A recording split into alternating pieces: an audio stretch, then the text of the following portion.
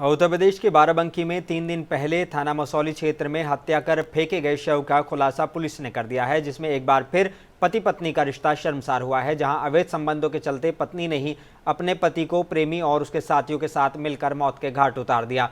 अपनी इस घिनौनी हरकत को छुपाने के लिए शव को सुनसान सड़क पर फेंक दिया था, लेकिन आखिरकार पुलिस ने पूरे मामले का खुलासा करते हुए पत्नी, प्रेमी और हत्या की वारदात में सहयोग करने वाले आरोपियों को गिरफ्तार कर लिया है। गुजरात भेजा मुजाहिद ने, उसको कन्विंस किया बाराबंकी आने के लिए।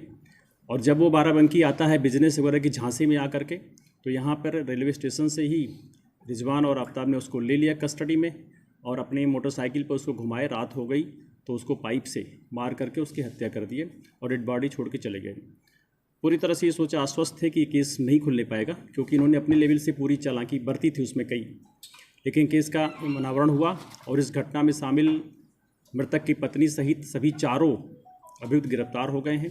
घटना में प्रयुक्त मोटरसाइकिल बरामद हो गई है और वो जो पाइप जिससे इन्होंने उसके सर पे वार करके हत्या की थी वो भी बरामद हो गई है। और पूरी टीम को 20,000 रुपये से नगद इनाम भी